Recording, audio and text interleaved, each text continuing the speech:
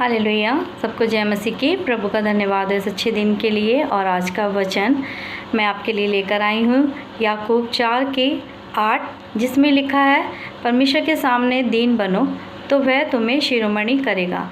क्योंकि जब हम अपने आप को दीनता में लेकर परमेश्वर के सम्मुख आते हैं और सब कुछ छोड़कर अपने आप को शून्य करते हैं तो प्रभु हमें उठाता है, शिरोमणि करता है। क्योंकि इसी वचन में प्रभु ने लिखा है कि वह अभिमानियों का विरोध करता है, उनका सामना करता है। क्योंकि जब हम घमंडी होकर, अभिमान होकर कुछ काम करते हैं तो हमारे काम कभी भी, आप देखिए, सफल नहीं होंगे।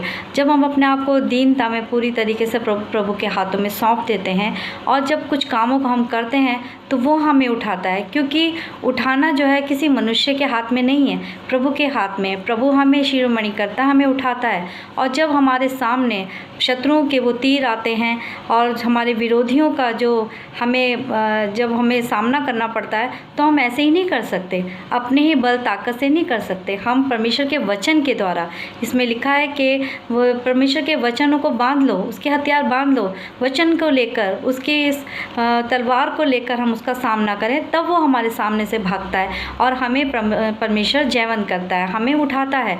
तो आज से हम सच में अपने जीवन में ये देखें कि हम किस तरीके से अपने जीवन को जी रहे हैं। अभिमानी होकर तो नहीं, घमंडी होकर तो नहीं, क्योंकि घमंडियों से परमेश्वर घृणा करता है, घमंडियों का सर हमेशा नीचे करता है। लेकिन जब हम अपने आप को दीनता में पूरी तरीके से प्रभु में समर्पित कर उसके हाथों में देकर चलाते हैं तो वो हमें उठाता है, हमें बनाता है।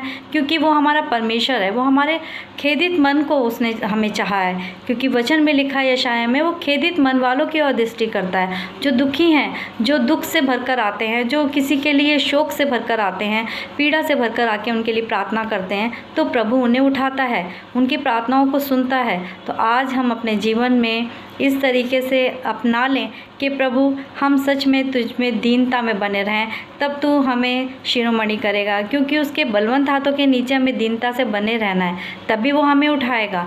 अगर हम अपनी कोशिश से, अपने सहारे से, अपनी बल बुद्धि से कुछ करेंगे तो हम कुछ भी नहीं प्राप्त कर सकते। और जब हम प्रभु पे भरोसा रखकर उसके द्वारा जब सब कुछ करते हैं तो हम देखते हैं हम सफल होते हैं। और प्रभु हमारे लिए सब वो काम करता है जो हम सोच भी नहीं सकते।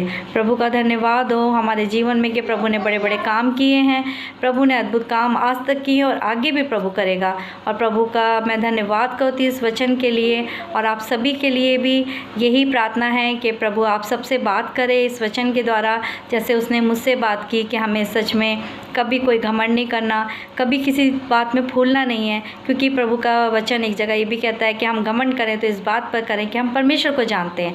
क्योंकि परमेश्वर ही है हमारे जीवन में जो सब कुछ कर सकता है और कोई भी नहीं है। तो मैं प्रभु का धन्यवाद करती हूँ इस अच्छे दिन के लिए, इस अच्छे वचन के लिए। प्रभु आप सबको बहुत आशीष दे। धन्यवाद। जय मसीह की।